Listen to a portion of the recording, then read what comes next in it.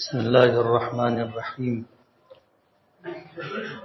نحمده ونصلي على رسوله الكريم أما بعد أعوذ بالله من الشيطان الرجيم إن الدين عند الله الإسلام وقال النبي صلى الله عليه وسلم إن الدين يسر ولن يشاد الدين أحد إلا غلبه فسددوا وقاربوا صدق اللہ العظیم وصدق رسولہ النبی الکریم۔ بزرگان محترم اور عزیز دوستو،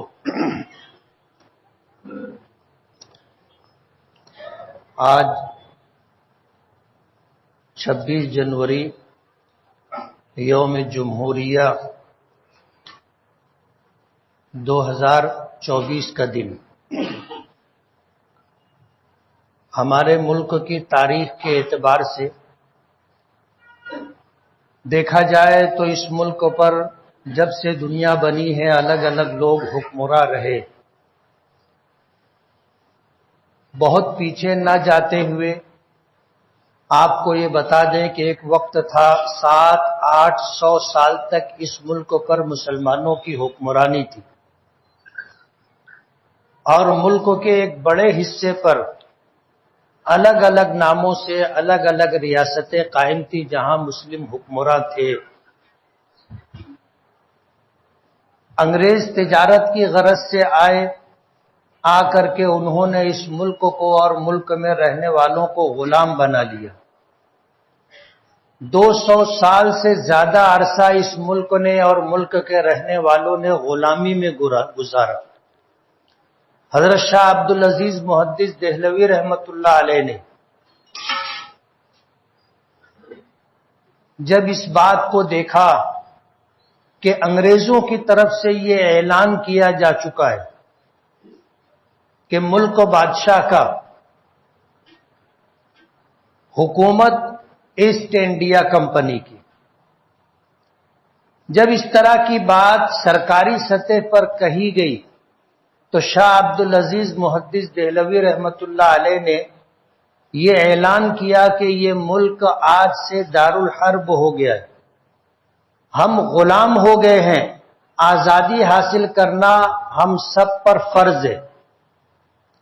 شاہ عبدالعزیز محدث دہلوی رحمۃ اللہ علیہ کے اس اعلان اور تحریری طور پر اس فتوے کے بعد اس ملک میں آزادی کی جدوجہد شروع ہوئی، اور ایک لمبے عرصے تک تنے تنہا آزادی حاصل کرنے کے لیے مسلمان میدان میں رہے۔ لاکھوں لوگوں نے اس ملک کی آزادی کے لیے اپنی جانیں قربان کی۔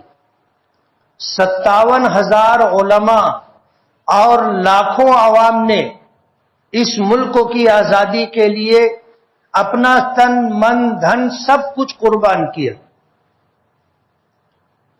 اور 100-150 سالہ تاریخ کے بعد جب اس بات کا احساس ہوا کہ ہم اس میدان میں تنے تنہا اپنے ملک کو آزادی نہیں دلا سکتے اور انگریزوں سے ہم تنہا اس جنگ کو نہیں جیت سکتے، تو برادران وطن کو ساتھ لینے کا فیصلہ کیا۔ اور قصہ مختصر یہ کہ اس جدوجہد میں جب برادران وطن کو ساتھ لیا تو ان کا ذہن بنانے کے لیے، ان کو آمادہ و تیار کرنے کے لیے افریقہ سے موہن داس گاندھی کو لایا گیا۔ حضرت مولانا محمد علی جوہر، مولانا ان کے بڑے بھائی مولانا شوکت علی، ان حضرات نے بمبئی کی اپنی کوٹھی فروخت کی، اور جو قیمت آئی اس قیمت کے ذریعے پورے ملک میں گاندھی کا دورہ کروایا۔ وہ پیسہ انہوں نے صرف کیا اور گاندھی جی کو مہاتما کا خطاب دیا، اور ملک میں بسنے والی دوسری قومیں، برادران وطن، سب کو ساتھ لے کر کے ایک لمبی لڑائی لڑی گئی۔ کانگریس کا وجود ہوا، 1919 میں جمعیت علماء بنی. جمعیت علماء کے پلیٹ فارم سے شیخ الہند رحمت اللہ علیہ، شیخ الاسلام مولانا حسین احمد مدنی رحمت اللہ علیہ، مولانا ابوالکلام آزاد رحمت اللہ علیہ، مفتی کفایت اللہ رحمت اللہ علیہ، مولانا حفظ الرحمان سہاروی رحمت اللہ علیہ، مولانا حسرت موہانی رحمت اللہ علیہ، یہ وہ اکابرین علماء اور بزرگان دین تھے جنہوں نے جمعیت علماء قائم ہونے کے بعد جمعیت علماء کے نام سے ملک بھر کے مسلمانوں کو اکٹھا کر کے اس جنگ کو آگے بڑھانے کا سلسلہ شروع کیا. برادران وطن کو ساتھ لیا گیا تھا. اسی وقت سے یہ بات کہی جا رہی تھی کہ یہ ملک آزاد ہوگا. جس طرح لوگ اس تحریک سے جڑ رہے تھے، مستقبل بظاہر نظر آ رہا تھا. اللہ کے رسول صلی اللہ علیہ وسلم نے فرمایا کہ اتقوا بفراست المؤمن فإنه ينظر بنور اللہ، کہ مومن کی فراست سے ڈرو، وہ اللہ کے نور سے دیکھتا ہے.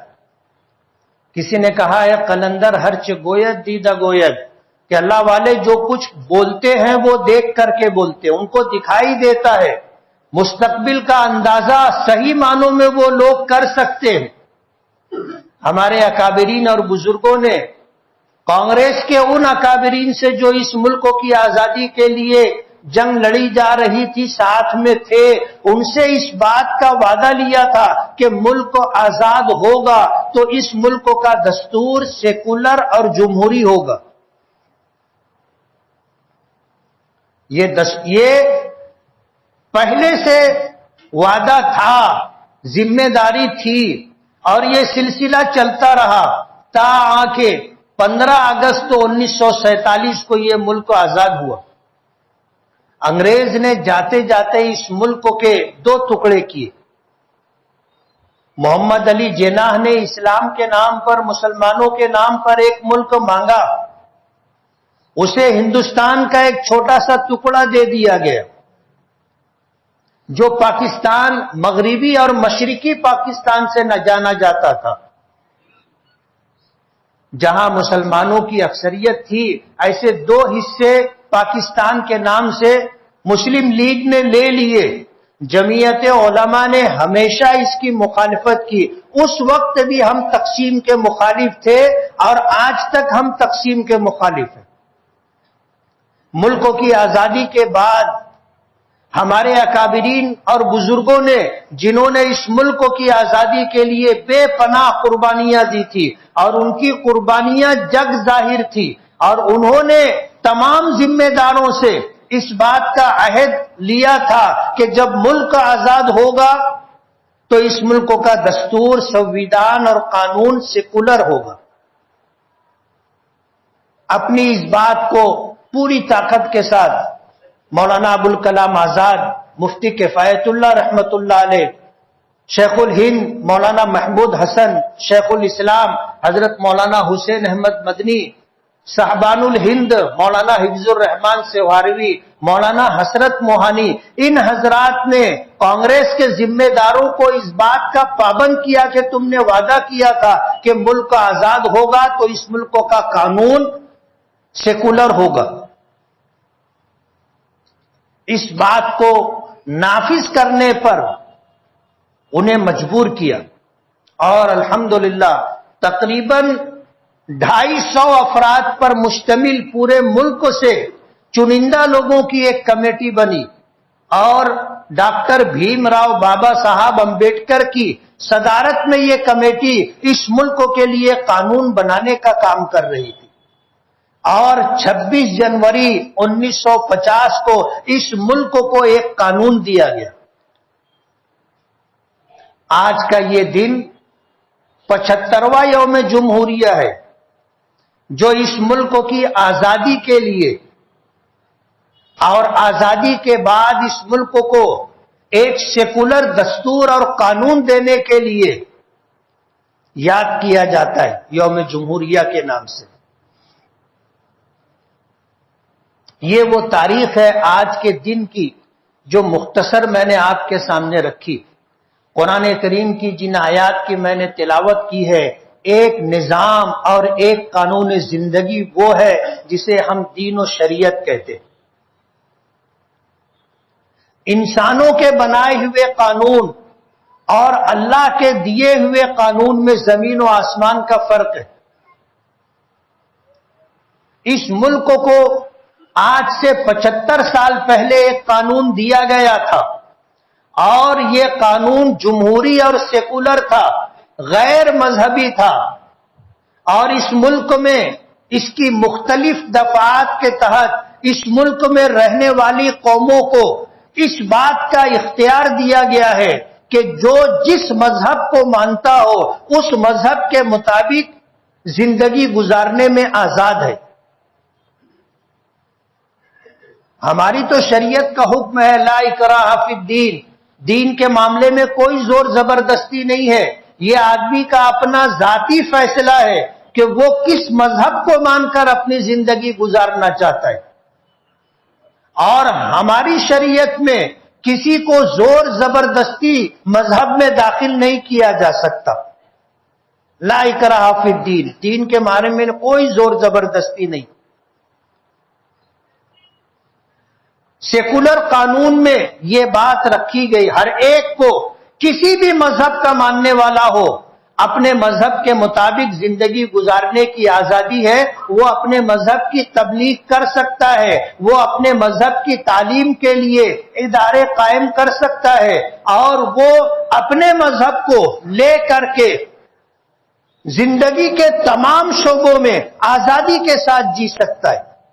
یہ وہ دفعات ہیں جس کے پیش نظر آج ہندوستان کے اندر ہر ہندوستانی، چاہے وہ ہندو ہو، چاہے مسلمان ہو، چاہے سکھ ہو، چاہے عیسائی ہو، چاہے پارسی ہو، چاہے کسی مذہب کا نہ ماننے والا ہو، وہ آزادی کے ساتھ زندگی گزار سکتا ہے۔ کسی کے اوپر کوئی مذہب لادا نہیں جائے گا، کوئی مذہب تھوپا نہیں جائے گا، اور کسی کو کوئی مذہب قبول کرنے کے لیے مجبور نہیں کیا جائے گا۔ ہم ان اکابرین اور بزرگوں کی فراست کو سلام کرتے ہیں۔ آج ہم جتنی آزادی کے ساتھ مسجدیں بنا لیتے ہیں، مدرسے قائم کر لیتے ہیں، اور اپنے مذہب کی تبلیغ کر لیتے ہیں، اپنے مذہب کی تعلیم کے لیے مکاتب دینیہ قائم کر لیتے ہیں، اپنے مذہب کی اعلیٰ اور مکمل تعلیم کے لیے مدارس دینیہ قائم کر لیتے ہیں، یہ اسی قانون اور سنویدھان کی دین ہے۔ لیکن یہ انسانوں کا بنایا ہوا قانون ہے۔ یہی وجہ ہے کہ قانون بننے کے بعد اب تک 54 مرتبہ اس میں ترمیم کی جا چکی ہے۔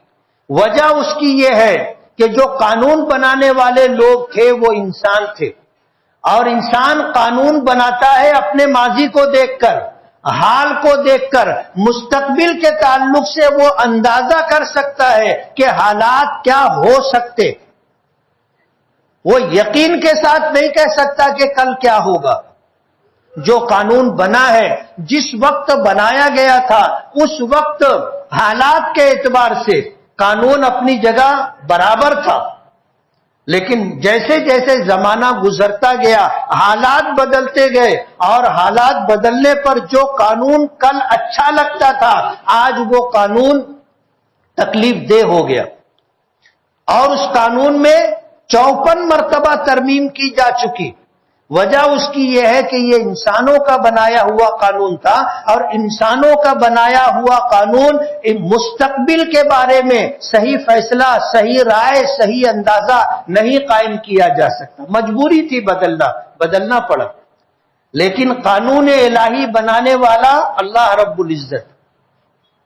اللہ نے جو نظام ہمیں دیا ہے قرآن کی شکل میں، جو دین ہمیں ملا ہے اسلام کی شکل میں، یہ قیامت تک کے لیے۔ وجہ اس کی یہ ہے کہ یہ قانون اللہ نے بنایا ہے، اور اللہ ماضی کا بھی علم رکھتا ہے، حال کا بھی علم رکھتا ہے، اور قیامت تک کے حالات اللہ کے علم میں۔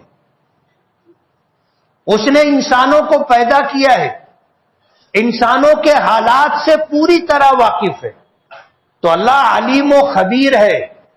نہ حالات اس کے علم سے باہر ہیں اور نہ انسانوں میں آنے والی تبدیلیاں اس کے علم سے باہر ہیں. سب کچھ اللہ جانتا ہے. ما کانا ما یکون کا علم، کہ جو تھا اس کا بھی علم اللہ کو ہے، جو ہے اس کا بھی علم اللہ کو ہے، اور جو ہوگا اس کا علم بھی اللہ کو ہے. یہی وجہ ہے کہ 1400 سال 1450 سال گزر جانے کے بعد بھی شریعت کے احکام جیسے تھے من و عن ویسے ہی ہے، اس میں بال برابر تبدیلی نہیں آئی. قرآن کی ایک آیت بھی بدلی نہیں گئی. 1450 سال پہلے جناب رسول اللہ صلی اللہ علیہ وسلم نے اللہ پاک کی طرف سے جو دین ہمیں دیا، مکمل دین عطا کیا، کہیں اس میں کوئی فرق نہیں آیا. شریعت ترمیم قبول نہیں کرتی، ناقابل ترمیم ہے، اس میں کوئی تبدیلی نہیں کی جائے گی. انسانوں کے بنائے ہوئے قانون بدلتے رہتے. آج اس ملک میں جو ماحول ہے اور جس طرح اس ملک میں مسلمانوں کو نشانہ بنایا جا رہا ہے اور قانون کی خلاف ورزی کرتے ہوئے اس ملک میں جس طرح کام کاج کیے جا رہے ہیں، حکومت کا اپنا کوئی مذہب نہیں ہے یہ قانون کہتا ہے، لیکن برسر اقتدار جو حکومت ہے وہ ایک مذہب کو تھوپنے کے لیے، لادنے کے لیے ہر حربہ استعمال کر رہی. سوال یہ ہے کہ آج ہمیں ڈرا کر کے، دھمکا کر کے، دبا کر کے اور طاقت کا اور حکومت کا ناجائز استعمال کر کے جس طرح ہمیں ستایا جا رہا ہے اور ہمارے مذہب کو، ہماری شریعت کو، ہمارے کلچر کو جس طرح ختم کرنے کی کوشش کی جا رہی ہے، ایسے حالات میں ہمیں کیا کرنا چاہیے؟ بات سمیٹ کر کے میں نے کہی ہے. داستان بہت لمبی ہے، داستان بہت لمبی ہے، اور یہ دن دو دن کی بات نہیں، صدیوں کا قصہ ہے.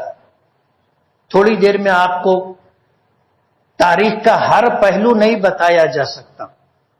بات آپ کو سمجھ میں آ جائے اس میں ضروری کچھ گوشے تھے جو میں نے آپ کے سامنے رکھے ہیں.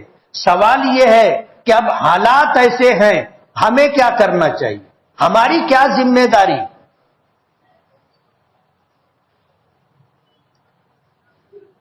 علامہ اقبال نے ایسے ہی حالات دیکھ کر کے ایک رائے دی تھی کہ زمانہ مانگ رہا ہے دعا ترقی کی، مگر تجھے تیرا عہد کوہن ہی راسائی.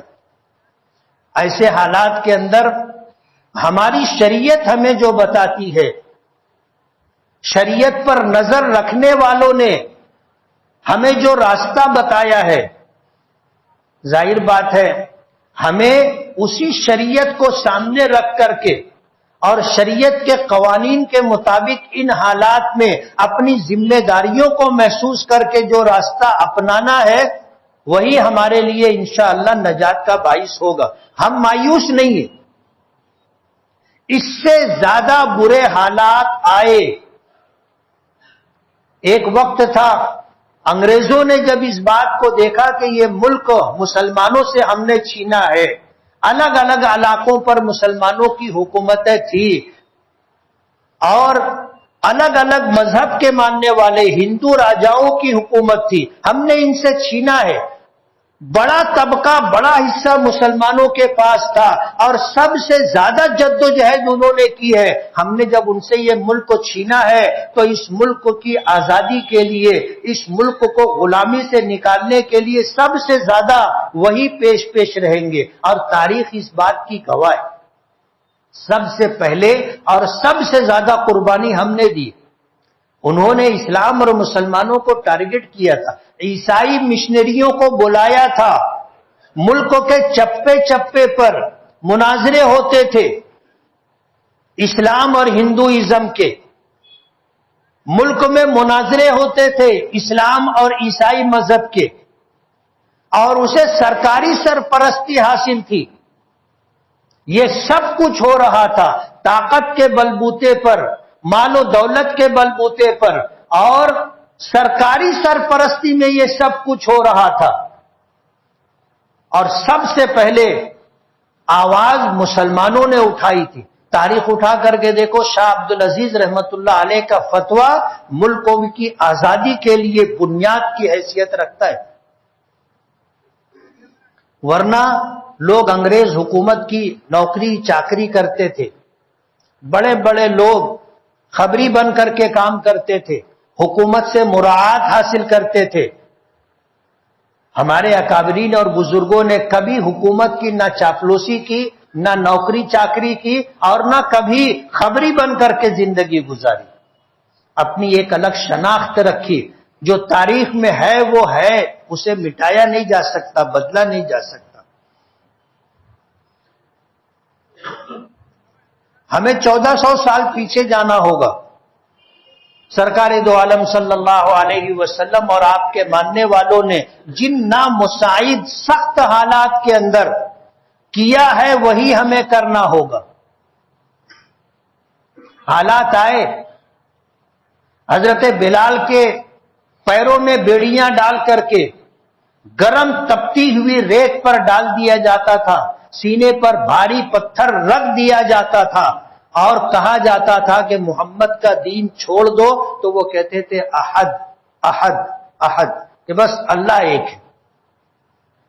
شرک کی طرف واپسی نہیں کی۔ حالات بگڑے،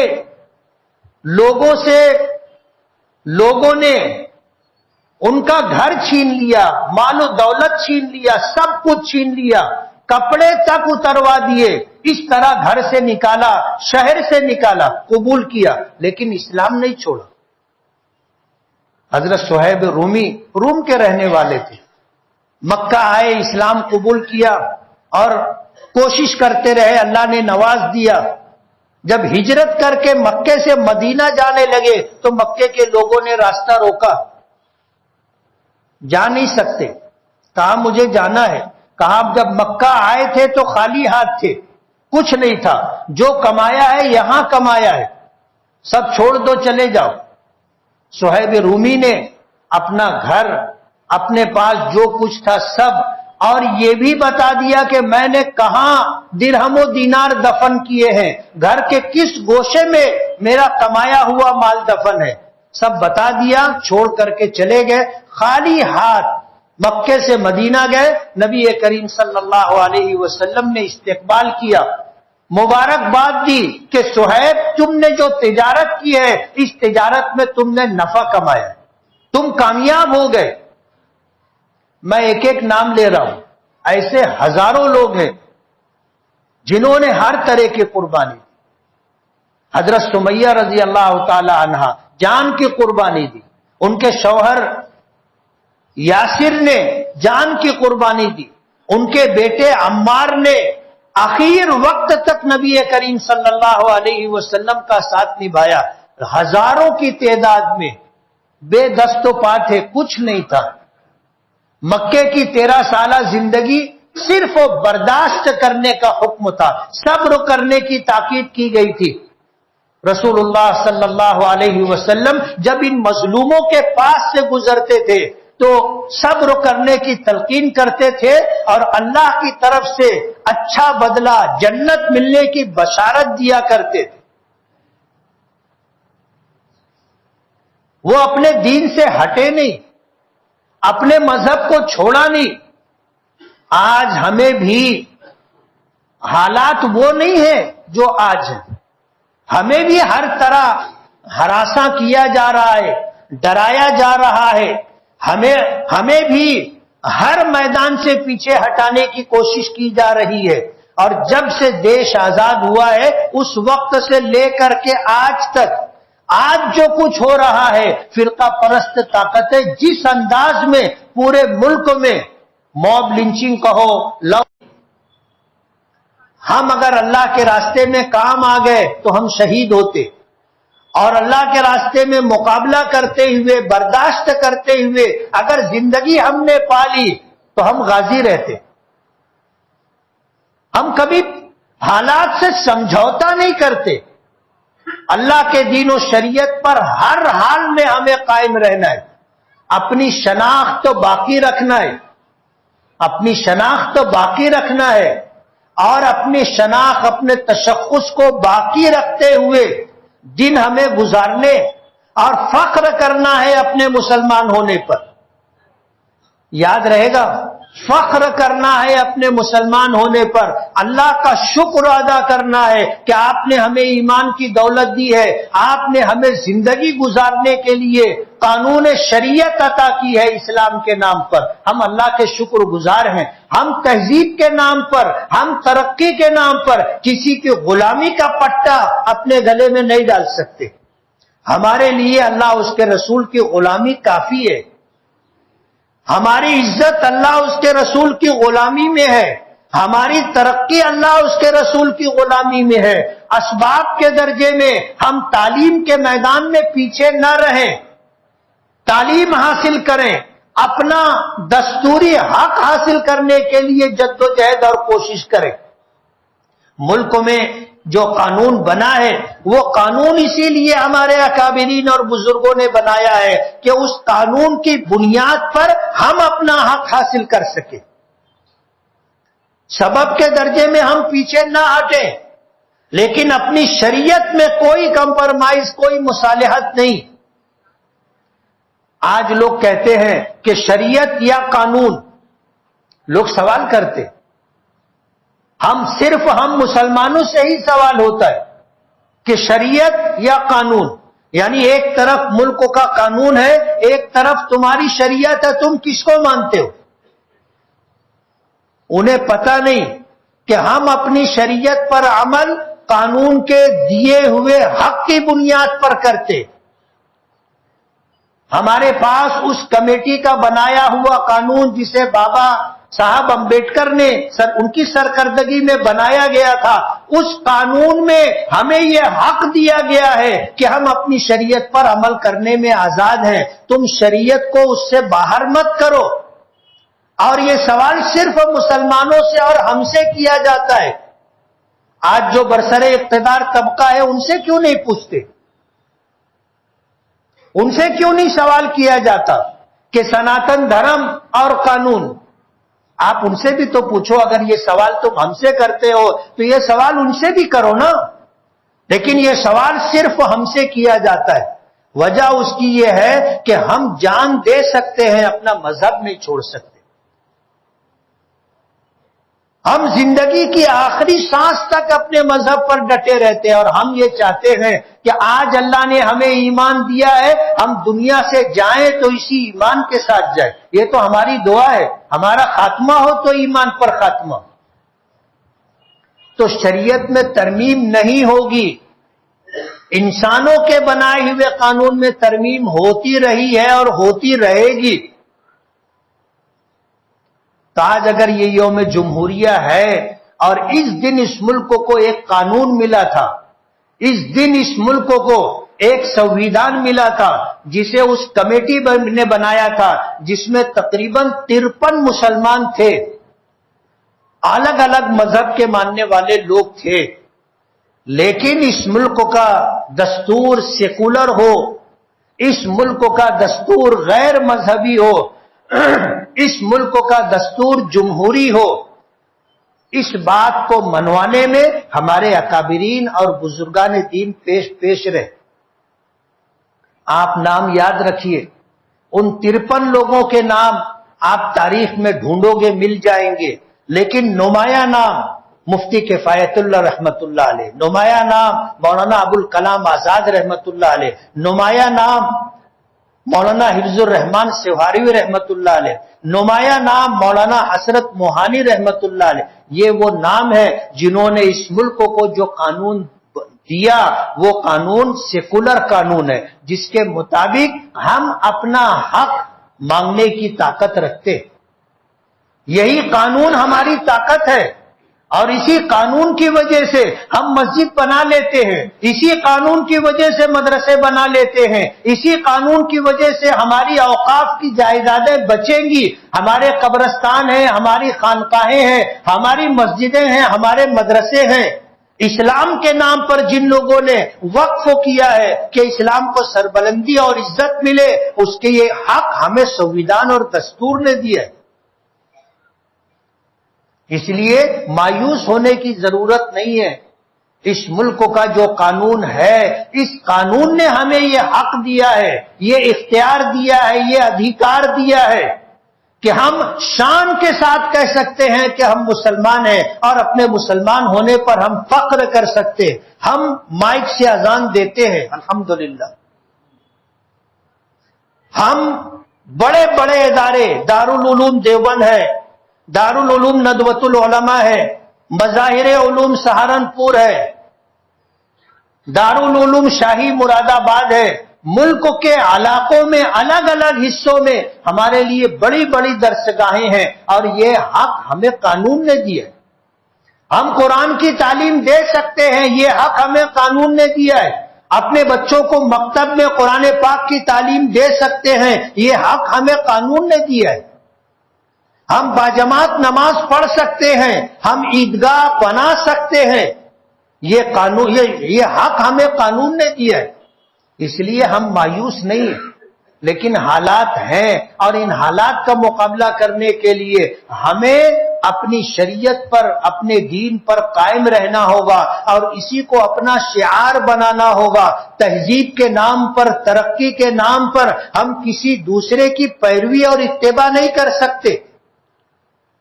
اپنی شناخت باقی رکھنا، بحیثیت مسلمان اپنا تعارف کرانا اور مسلمان ہونے پر فخر کرنا، یہ ہمیں اختیار کرنا ہوگا۔ اگر ہم نے پیچھے ہٹنے کی راہ اختیار کی، ہم نے کمپرمائز کرنا شروع کر دیا، لوگ کہتے ہیں قرآن پاک کی اتنی آیتیں نکال دو، ہم نے مان لیا، کل کہیں گے تم 5 وقت کی نماز پڑھتے ہو، 3 ہی وقت کی نماز پڑھو، فجر اور عشاء کی نماز بند کرو۔ اگر ہم اس طرح ماننا شروع کر دیں گے، ہماری شریعت ختم ہو جائے گی، ہماری شناخت ختم ہو جائے گی، ہماری پہچان ختم ہو جائے گی۔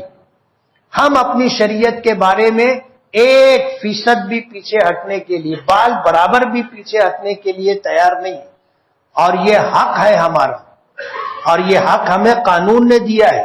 کوئی اگر ہم سے پوچھے کہ شریعت یا قانون، تو ہم کہیں گے کہ قانون میں ہی یہ حق ہمیں ملا ہے کہ ہم اپنی شریعت پر عمل کریں گے۔ وآخر دعوانا